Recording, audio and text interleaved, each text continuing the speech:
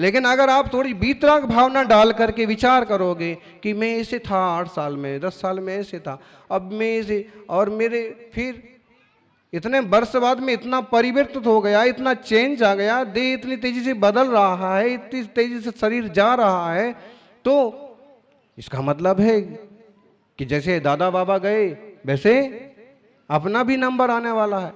जब अपना नंबर आने वाला है तो ऐसा कुछ करें, ऐसा कुछ संग्रह करें कि जिस अगली पर्याय में ये जीव जाए तो पुण्य का कुछ ऐसा कलेवा नाश्ता हमारे साथ हो कि वहां पर भी जीव आनंद और सुख से रहे।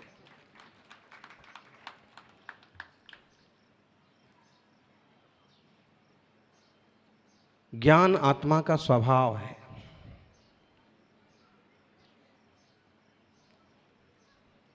और ज्ञान अजर अमर है।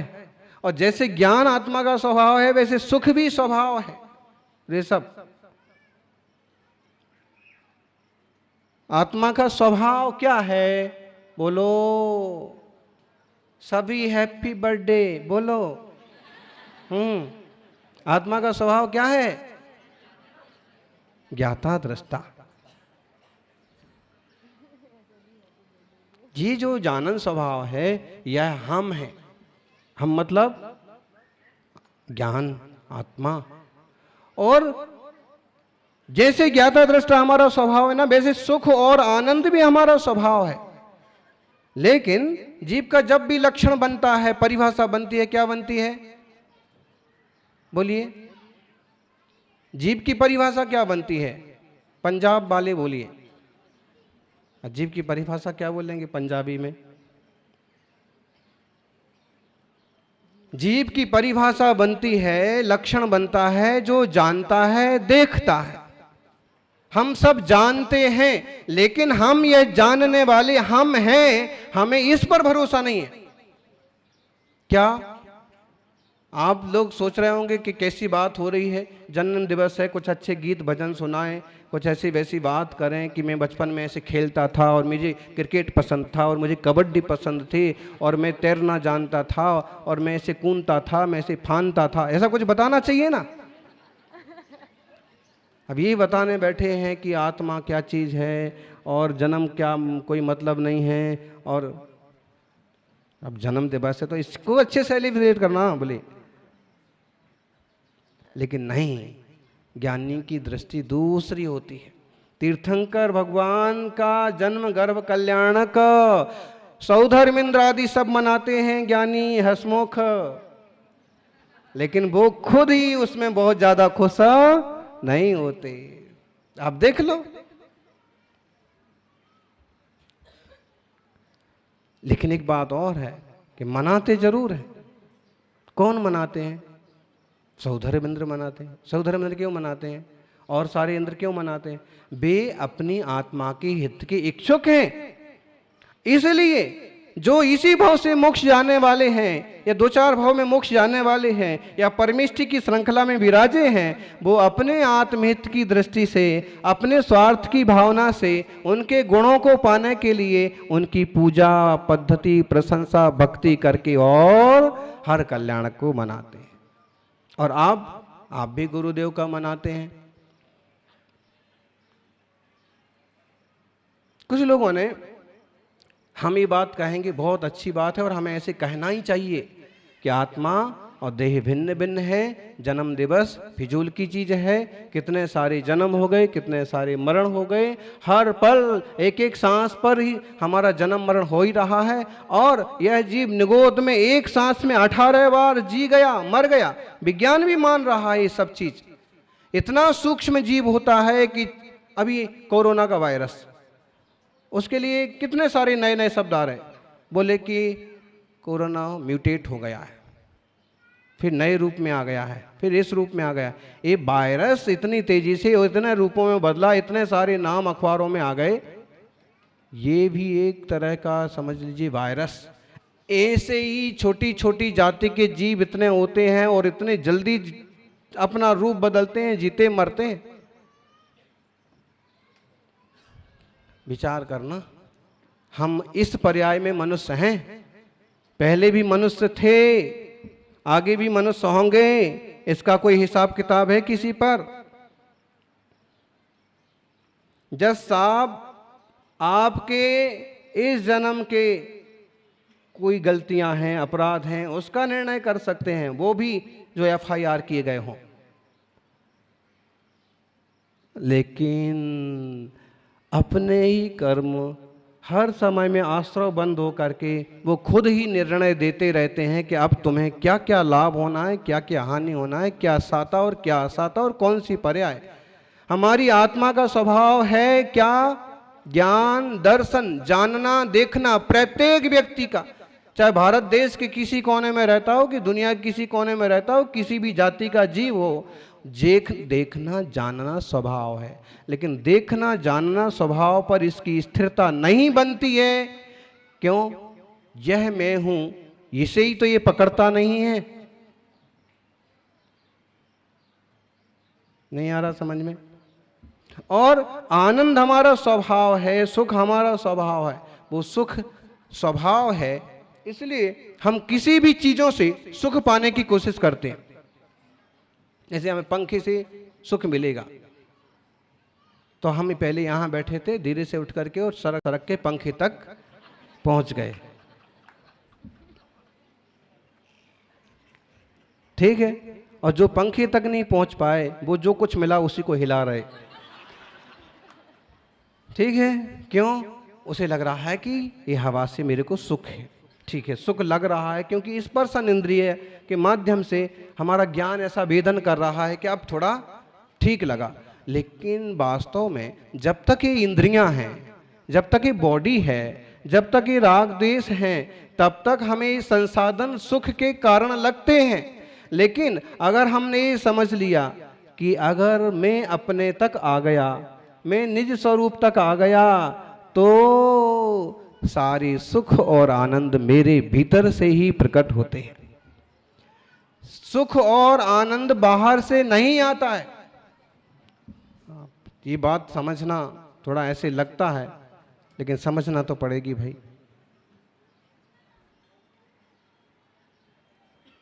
भीतर से आता है, वो हमारा स्वभाव है। उनको माइक मिल गया, बोल करके वो खुश हो गए, ठीक है। कौन खुश हो गया? नाम बताओ धीरे से। ठीक, वो खुश हो गए। लेकिन वो माइक खुश हुआ क्या? नहीं हुआ। क्यों नहीं हुआ? चाहे धीमा कर दो, चाहे मंदा कर दो, चाहे उठा के पटक दो, ना उस सुख होता है ना दुख होता है, क्योंकि उसका जड़ स्वभाव है। हमें कुछ राग या कुछ उस टाइप का भाव था और मिल गया तो हमें खुशी हो गई। अच्छा, एक बात है, आपको माइक मिल गया और आप खुश हो गए, लेकिन जब मंडप में 1 बजे कोई नहीं आया है और आपका ही सबसे पहला नाम बुला करके कि आप आएं और अपने जो भी 10-5 मंगलाचरण हों, घंटे भर तक आराम से करें, महाराज जी 2 बजे आएंगे, आपको जबरदस्ती माइक पकड़ा दिया, गाओ गाओ, ठीक। सामने वाला जबरदस्त होगा तो एक बार आप पकड़ लोगे डर के मारे कि ठीक है भाई साहब ने अगर एक लगा दिया तो आपत, ठीक है। लेकिन माइक पा करके भी आप सुखी हैं क्या? नहीं है। क्यों नहीं है? क्योंकि हमारी उसके पीछे दूसरी कांक्षाएं थी। हम सोच रहे थे कि कुछ लोग हमारी बात सुनेंगे और मैं कुछ ऐसे कहूँगा, फिर लोग मुझे पहचानेंगे, फिर मैं कितना अच्छा गाता हूँ, फिर मैं कितना अच्छा बोलता हूँ, ये सब बाद में प्रशंसा होगी, ये सब। अब वो कुछ हाथ लगता नहीं दिख रहा है, दुख हो गया। माइक को कुछ हुआ? नहीं हुआ। खाने पीने की चीज़ ले लो, धूप छाँव की चीज़ ले लो, सारी चीज़ों का ऐसा ही है कि जब हमारा उसके प्रति कुछ राग और जुड़ाव होता है तो वो अच्छा लगता है, और राग और जुड़ाव नहीं होता है तो वही हमें जचता नहीं है। इसलिए आत्मा का सुख या आत्मा का आनंद कहा है निराकुलता में। जैसे दिगंबर मुनि बैठे हैं एकदम सहज शांत, और बार बार ऐसे बोलते हैं हैं कि सब बुजुर्ग महाराज हैं। बताइए, अभी युवा महाराज भी ना कभी हमको बोलते हैं महाराज जी, लोग बोलते हैं सब बुजुर्ग हैं। हम कहाँ बुजुर्ग हैं, 25 साल के हैं, 30 साल के हैं, और सभी को एक ही तराजू में तौल देते हैं। लेकिन ये सही है कि वृद्ध अवस्था के साधक और बाल अवस्था और युवावस्था के साधक जब एक साथ रहते हैं तो संघ की एक और अलग शोभा बनती है, महिमा बनती है, एक दूसरे की व्यावृत्ति और एक दूसरे से बहुत कुछ सीखने को मिलता है। जनरेशन गैप की जो झंझट आती है ना, वो बहुत गलत चीज है। जनरेशन गैप जैसी कोई चीज होनी ही नहीं चाहिए। अगर 3 पीढ़ियां हैं, 4 पीढ़ियां हैं, तो भी एक छत के नीचे रहना चाहिए, क्योंकि बूढ़ों की, बुजुर्गों की उनकी जो अपनी सोच है वो भी कभी कभी तीसरी पीढ़ी के लिए लाभदायक सिद्ध होती है। लेकिन हमें लगता है कि वो आउट ऑफ डेट हो गए और हम अप टू डेट। नहीं, प्रत्येक व्यक्ति की अपनी महिमा है। शास्त्रों में एक शब्द आता है गण और दूसरा शब्द आता है गच्छ। माने 3 पीढ़ी तक के साधु एक साथ रहे हैं, 7 पीढ़ी तक के पूरे कुल के साधु।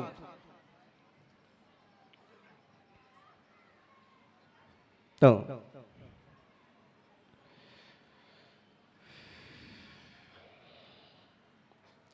यह जन्म मरण का झंझट तो जीव के साथ लगा हुआ ही है। बस हम अपनी चेतना को शुद्ध करने का पुरुषार्थ करें। मुनिराज की तो जन्म उत्सव में कोई रुचि नहीं होना चाहिए, ना होती है, लेकिन श्रावक जन जरूर अपने परिणाम विशुद्धि के लिए कुछ ना कुछ उपक्रम करते हैं।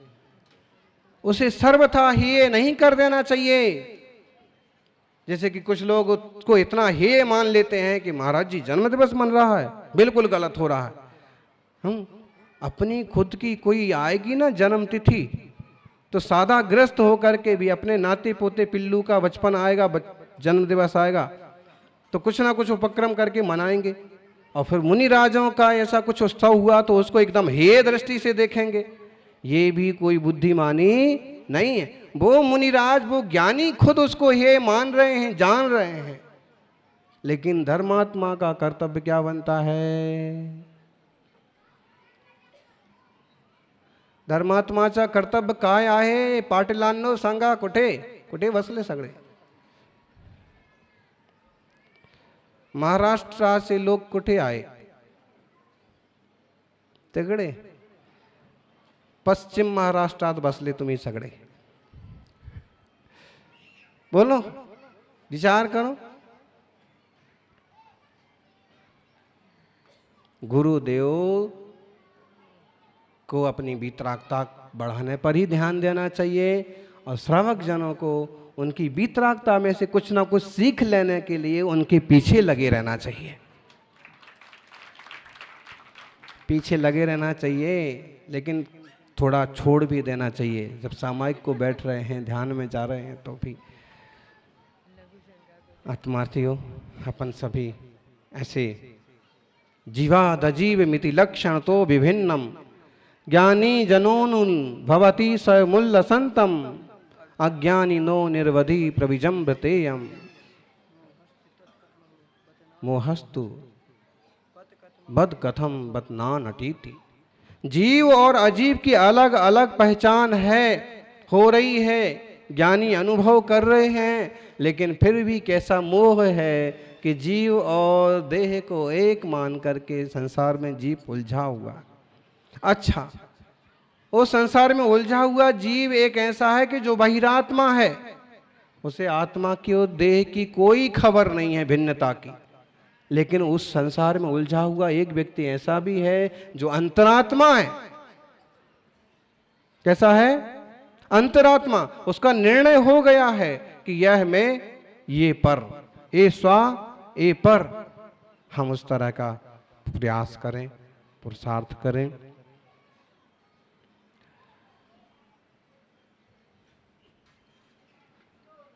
तो जीवन मंगलमय बनेगा। चंद्रगुप्त मौर्य जैसे सम्राट भी इस मार्ग से जुड़े। उनके राजनीति के गुरु चाणक्य और उनके मोक्ष मार्ग के गुरु भद्रबाहु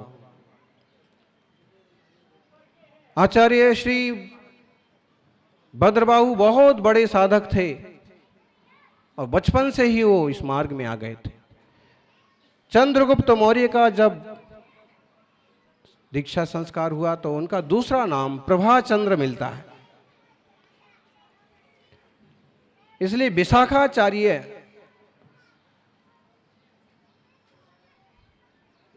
और प्रभाचंद्र बहुत महान शख्स थे और बड़े बड़े लोगों ने इस मार्ग को, इस वीतरागता को स्वीकार किया है। अपन भी सभी इसी मार्ग पर बढ़ने का प्रयास करें, पुरुषार्थ करें।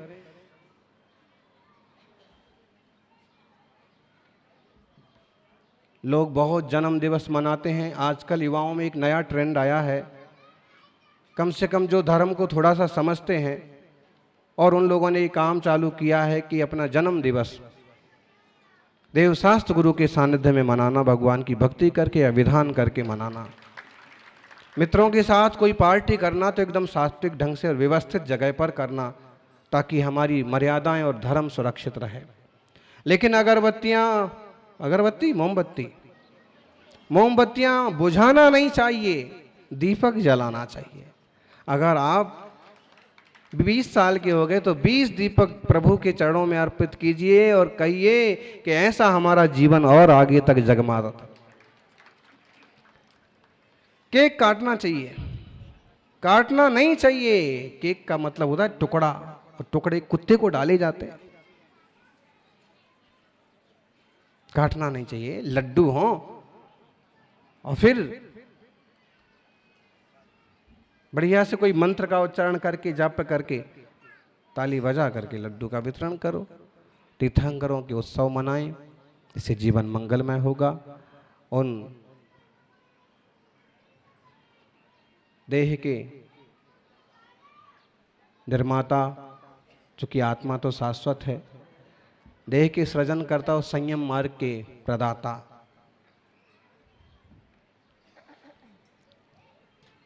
आचार्य गुरुवर सन्मति सागर जी महाराज के चरणों में बारंबार वंदन। जय बोलिए 24 तीर्थंकर भगवान की।